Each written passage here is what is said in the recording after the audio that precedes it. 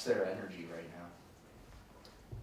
now? They're pretty tired, but this, like I said, I mean, Cam Davidson was an MVP of that weekend for sure. So we have a ton of faith in him. I know he'll have them ready to go by the weekend, but a little tired right now. It's kind of an easy comparison, but I'm wondering if it's fair to compare Union and their top line to the CCM line for Michigan last year, at least numbers wise.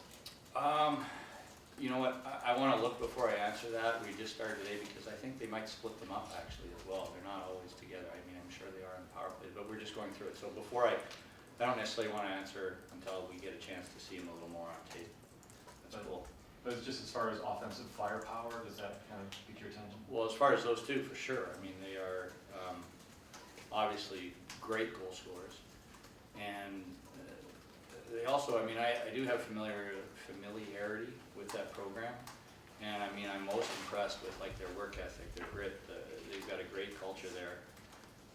The coaching staff has done a tremendous job bringing in really quality, hardworking players. And so now that they're getting some of these like really high-end scores, I mean, that's what's making them extremely dangerous.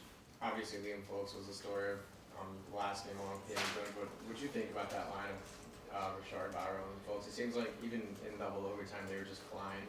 Yeah, so, I mean, yes, you're correct about them being the story. Two phenomenal performances by Liam and Peyton, what you mentioned, but the best player on the ice in both overtimes was Dylan Richard. I mean, and he did make both tremendous plays on both overtime goals. On the first one on audios, he went hard to the net and took the stick away of the defender whose stick was in the passing lane, which allowed Dennis to get it to audio. And then he was the one that worked so hard coming back and back-checked and caused the turnover, which had us going the other way, which allowed Liam to score. So I thought Dylan Richard was the best player in both overtimes, and that line seemed to have just the most jump.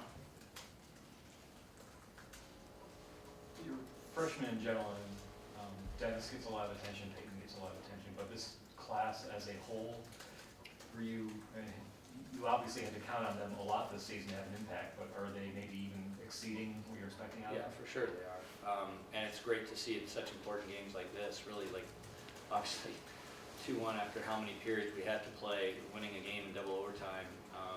Liam Folks having 2 goals, Brandon Byro having 2 assists, Peyton Jones standing on side. I mean, they've exceeded all of our expectations. And again, I think just the upperclassmen on this team that have really taken them in and made them feel comfortable. Obviously, there are no freshmen now, and because of that, I give a lot of credit to the upperclassmen to bring them along so quickly. Do you remember maybe the last time there were any freshman moments from those kids where they? Well, we get freshman moments from seniors too, you know. But like at this time of year, we don't think of it that way. But I tell you, no, can't remember. Now that you've had a couple of days to kind of take a step back, where would you rank Jaden Jones' performance? Because it seemed like there was so many opportunities for Wisconsin to finish. And Minnesota. I mean, as a 3-game tournament, that's boy, double over. I mean, it's spectacular. I haven't been a part of a more spectacular performance, that's for sure. Oftentimes with young players, you can kind of point to a stretch of 1 game or 2 games and say, you know, this is their breakout moment. Is that a label you might attach to Peyton's weekend? I mean, he's been good previously, but just to put together 2 games like that is. Well, only time will tell on that, but I mean, he has been really good all year. So I don't think it's not like we're just shocked, like where did he come from? I mean, he's been excellent all year, and he's stolen games for us during the season as well. But obviously to do it on to steal a phrase from Eamon McAdam, to do it on the big stage like that and win a championship is something very special. So I won't be surprised if that might take him to another level, but he's also been pretty darn good all year.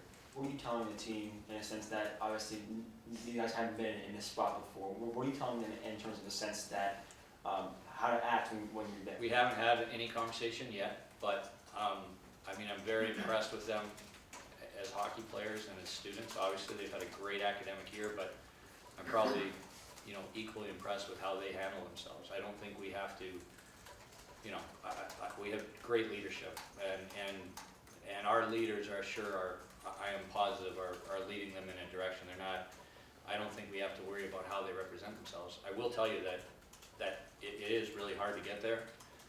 We know that, we're going to enjoy it. I mean, it's a business trip, but we're really going to enjoy it because we know how hard it is to get there. But we enjoy, these guys, this group, they really enjoy what you do. Is something that we talk about a lot, and I'm, you know, so that's just sort of their nature.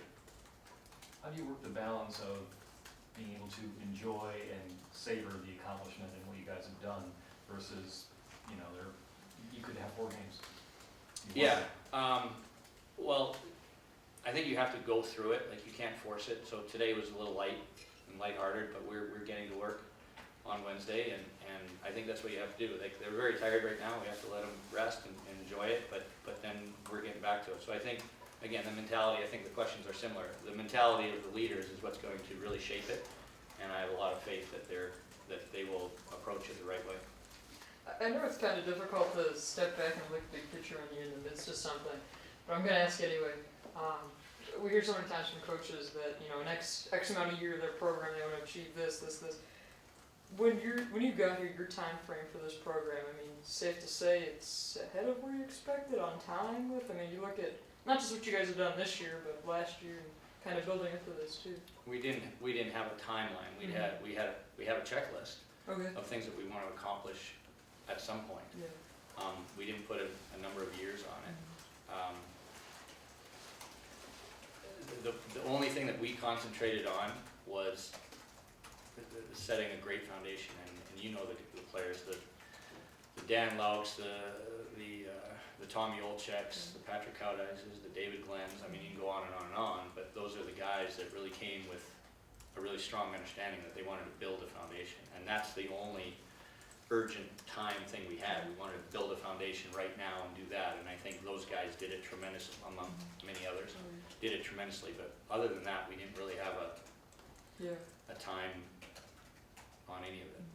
Have you heard from any of those guys in the last time? Yeah, what are they telling you? Pardon me? What are they telling you? What kind of? They're pumped. Yeah. They're absolutely pumped, and they should be proud too. They're pumped for the guys at the program, but they should be very proud because none of this happens without them doing it the right way, and they sure did. I'm curious about the work ethic and the preparation that you've seen from the team to be able to get to this point. Obviously, we're not in practices, so maybe some things behind the scenes and just kind of the little things that have helped pave the way for work ethic and focus. Well, work ethic and commitment is something that our team has talked about since day one, not only this season, but we don't have a lot of slogans or saying, but that's one of them, and that's when they talked about the foundation of guys like Tommy Olczek and et cetera. That was what we talked about, and that's what they were tasked with building that, a foundation based on work ethic and commitment. So that's something that has been started for 5 years. It's nothing that just comes around this year, and so the work ethic that you see, especially in the double overtime game, is a result of that, not anything that the coaching staff has done this week or this year.